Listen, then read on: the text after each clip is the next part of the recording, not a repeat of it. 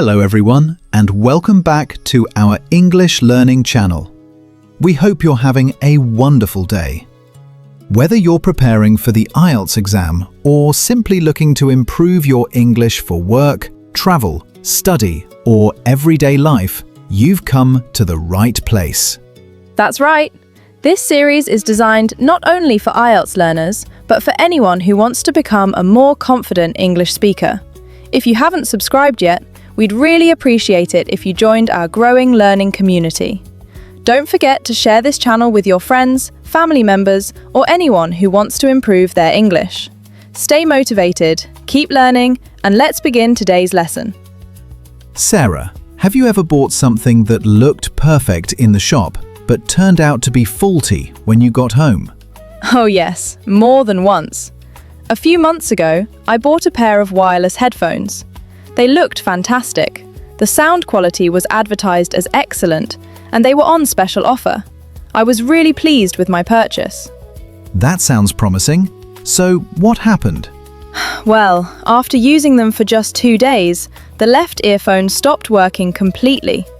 At first, I thought the battery had run out, but even after charging them overnight, the problem remained. That's really disappointing. By the way, everyone, when we say a product is faulty, we mean that it has a defect or doesn't work properly because something is wrong with it. It's a very useful word when you're shopping or speaking to customer service. Exactly.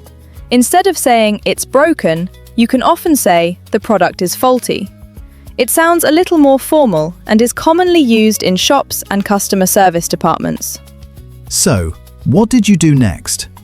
I checked the receipt first because I knew I might need it if I wanted to return the headphones. That's a good point. A receipt is the document you receive after buying something. It proves that you've purchased the item.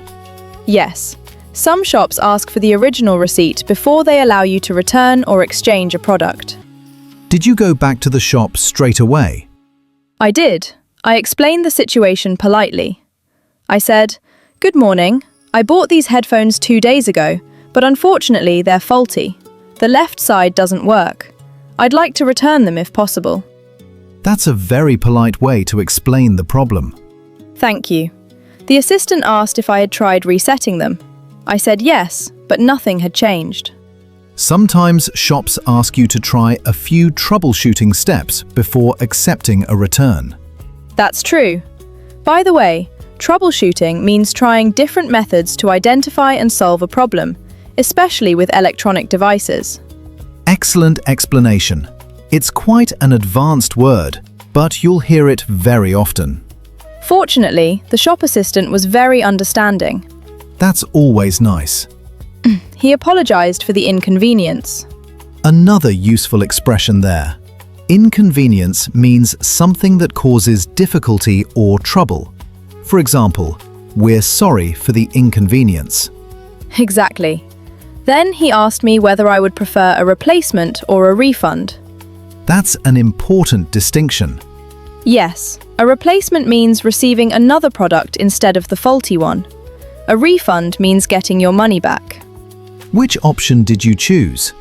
I chose a replacement because I actually liked the headphones. I thought perhaps I had just been unlucky. That's reasonable.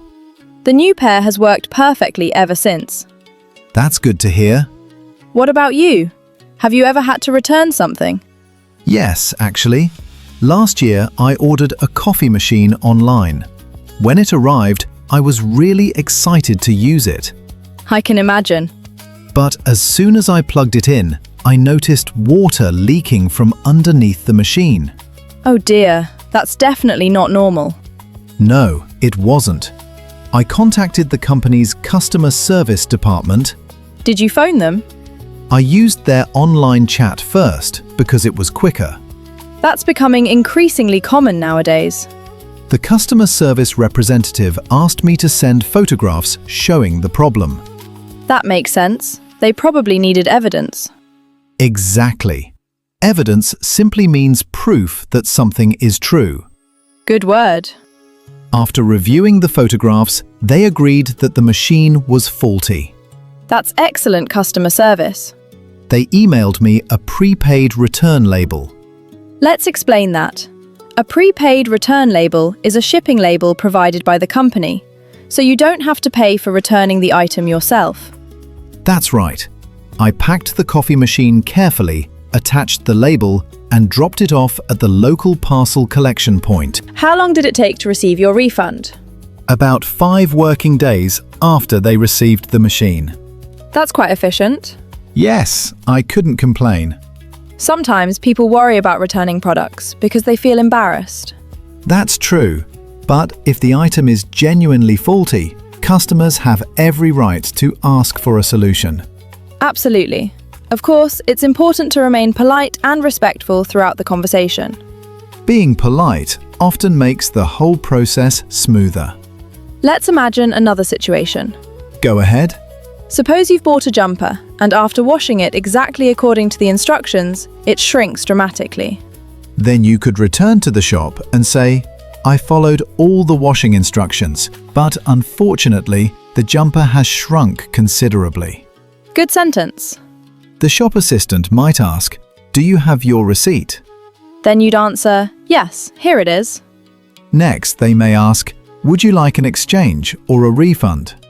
Notice the word exchange. It's very similar to replacement, but it often means swapping one item for another. Exactly. Here's another useful phrase. Could you please inspect the item? Nice expression. Inspect means to examine something carefully. The assistant may inspect the item before making a decision. Sometimes shops also mention their returns policy. Yes, a returns policy explains the rules for returning purchased items, including time limits and conditions. That's why it's always worth reading the policy before buying expensive products. Especially electronic devices. Another useful expression is manufacturer's warranty. That's a great one. A warranty is a written guarantee that the manufacturer will repair or replace a product if it develops certain faults within a specified period.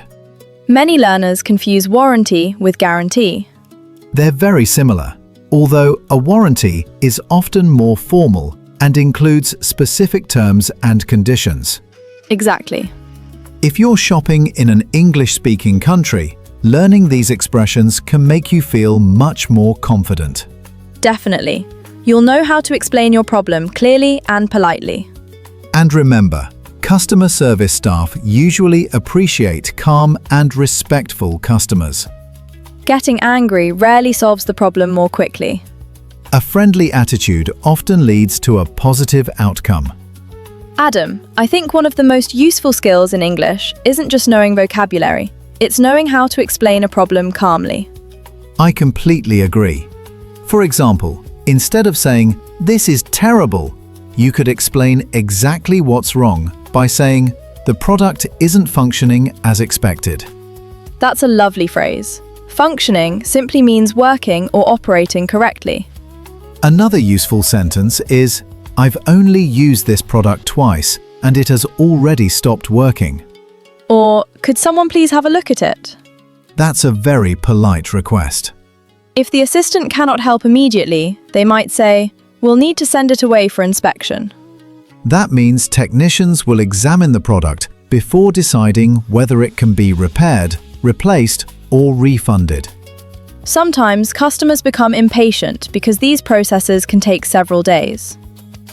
True, but understanding the procedure makes everything less stressful.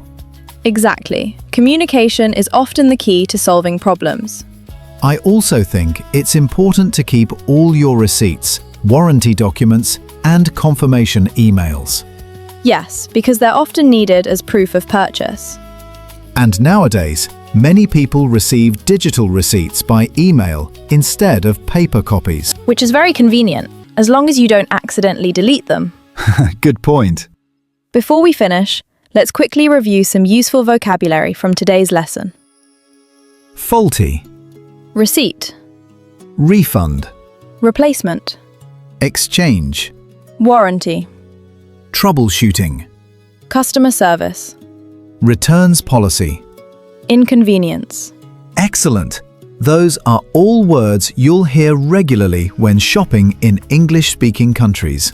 And they'll also help you in the IELTS speaking test, because real-life topics often appear during the conversation. More importantly, they'll help you communicate confidently in everyday situations. Thank you so much for spending your time learning English with us today. We truly appreciate every single one of you. If you enjoyed today's lesson, don't forget to leave a comment below. We'd love you to tell us what you've learned today. Even better, challenge yourself by writing 10 new words or expressions from today's lesson in the comments. It's a fantastic way to remember new vocabulary and practice your written English.